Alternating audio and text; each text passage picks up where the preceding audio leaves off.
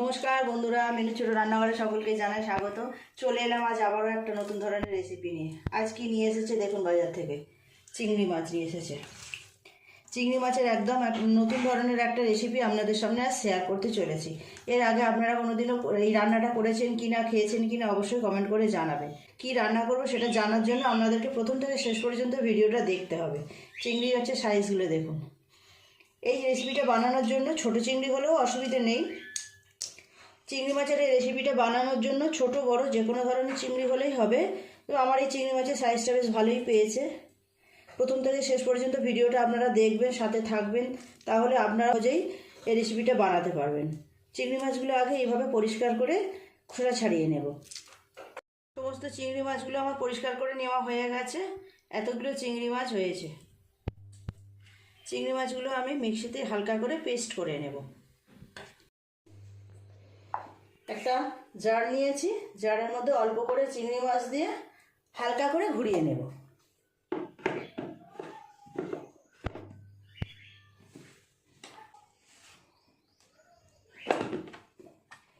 এই দেখুন, এইরকম পেস্ট করেছি। বাকি যে চিংড়ি মাছ আছে সেটাও এইভাবে পেস্ট করে নেব, অন্য জায়গায় তুলে নেব।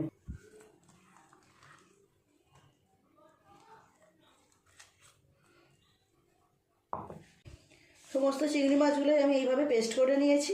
এবার চিংড়ি মাছের মধ্যে কিছু মশলা মেশাবো।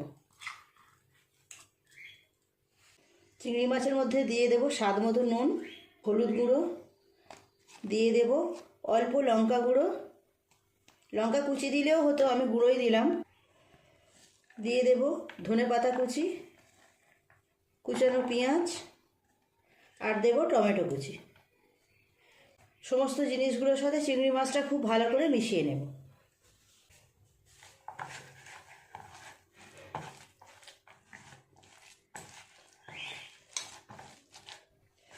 দিয়ে দেব রসুন বাটা আর একটু আদা বাটা। আবারও খুব ভালো করে সমস্ত কিছু এইভাবে মিশিয়ে নেব। এর মধ্যে দিয়ে দেব 1 চামচ বেসন, দেব অল্প একটু সাদা তেল। খুব ভালো করে সমস্ত কিছু এভাবে মিশিয়ে নেব। কড়াই তেল চাপিয়ে দিয়েছি। তেল গরম হয়ে গেলে এক এক করে এগুলো ছোটো ছোটো করে বলের মতো করে ভেজে নেব। তেল গরম হয়ে গেছে, এইভাবে তেলের উপরে দিয়ে দেবো, দিয়ে উল্টে পাল্টে ভালো করে ভেজে নেব। চিংড়ি মাছের অনেক রেসিপি তো আপনারা বানিয়ে থাকেন, একবার এইভাবে বানিয়ে দেখবেন, দারুণ স্বাদ হয় খেতে।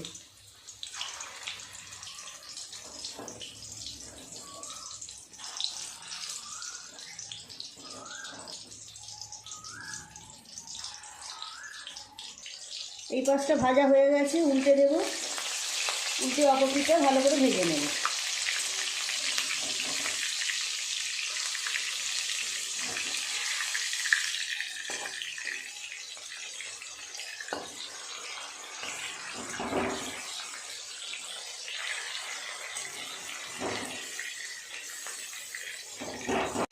এই চিংড়ি মাছের বড়াগুলো ভাজা হয়ে গেল, তুলে নেব।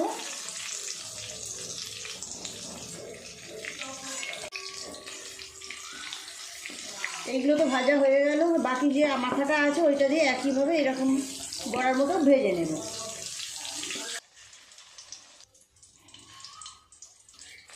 সমস্ত চিংড়ি মাছের বড়াগুলো আমার ভাজা হয়ে গেল, তুলে নেব। এই রেসিপিতে আমি একটু আলুও দেবো। আলুগুলো আগে থেকে সিদ্ধ করে নিয়েছি, আলুগুলো আগে ভেজে নেব এই তেলে। আপনারা বুঝতে পারলেন আমি কি বানাতে চলেছি। আজ আমি বানাবো চিংড়ি মাছের কোপ্তা কারি। চিংড়ি মাছের অনেক রেসিপি তো আমরা বানিয়ে থাকি, একবার এইভাবে রেসিপিটা বানিয়ে দেখতে পারেন, দারুণ লাগবে কিন্তু খেতে। আলুগুলো লাল লাল করে ভেজে নেব। আলুগুলো ভেজে নিয়েছি, তুলে নেব।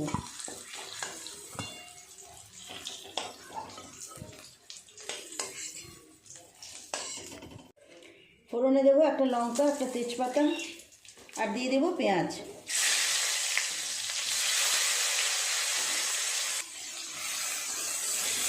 পেঁয়াজটা একটু নেড়ে চেড়ে ভেজে নেব। পেঁয়াজটা ভেজে নিয়েছি, এর উপর এক এক করে সমস্ত মশলা দিয়ে দেবো। আদা রসুন বাটা 1 চামচ পরিমাণ দিলাম, টমেটো পেস্ট, একটা বড় সাইজের টমেটো পেস্ট করে নিয়েছিলাম, স্বাদ মতো নুন দেবো, 1/2 চামচেরও কম নুন দিলাম। হলুদ গুঁড়ো 1 চামচ দিলাম। দিয়ে দেবো লঙ্কা গুঁড়ো 1/2 চামচের একটু বেশি দিলাম। জিরে আর ধনের গুঁড়ো দেবো 1 চামচ। দিয়ে দেবো ফেটিয়ে রাখা 2 চামচ টক দই। খুব ভালো করে সমস্ত মশলাটা একসাথে আগে কষিয়ে নেব।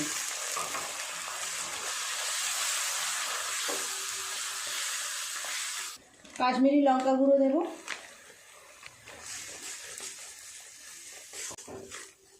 খুব ভালো করে সমস্ত মশলাটা কষিয়ে নিয়েছি। এর উপরে দিয়ে দেবো ভেজে রাখা আলুগুলো। আলুগুলো দিয়ে আর একটু মশলার সাথে ভালো করে কষিয়ে নেব। আলু দিয়ে মশলার সাথে খুব ভালোভাবে কষিয়ে নিলাম। মশলা থেকে তেলও ছেড়ে গেছে। জল দিয়ে দেব। আলুগুলো তো আগে থেকে সিদ্ধ করাই আছে বলেছি, খুব বেশি জল দেওয়ার দরকার নেই।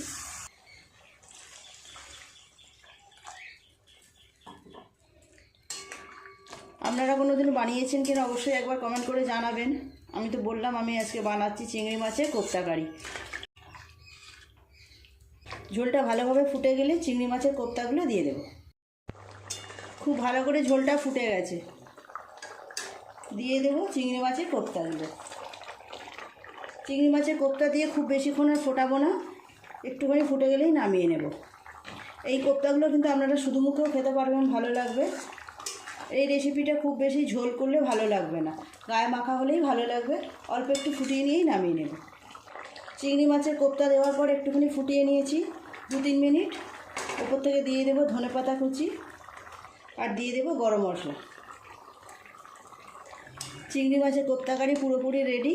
নামিয়ে নেব অন্য জায়গায়। এই জায়গার মধ্যে নামিয়ে নেব। দেখলেন তো বন্ধুরা কত সুন্দর একটা রেসিপি, কত সহজেই বানানো হয়ে গেল। চিংড়ি মাছ খেতে তো এমনি আমরা সবাই খুব ভালোবাসি। চিংড়ি মাছের যে কোনো রেসিপিই খুব সুস্বাদু হয়, সে তো আমরা জানি। প্লিজ বন্ধুরা আজকে রেসিপিটা কেমন লাগলো কমেন্ট করে জানাবেন। ভালো লাগলে একটা লাইক করে দেবেন। আমার চ্যানেলটি সাবস্ক্রাইব করে পাশে যে বেল ঘন্টিটা আছে সেটি অবশ্যই ক্লিক করবেন। তাহলে যখন আমি এরকম নতুন নতুন রেসিপি আপলোড করব সবার আগে তা আপনার নোটিফিকেশনে পৌঁছে যাবে। সবাই খুব ভালো থাকবেন। দেখা হচ্ছে পরের দিন নতুন কোনো রেসিপির সাথে। নমস্কার।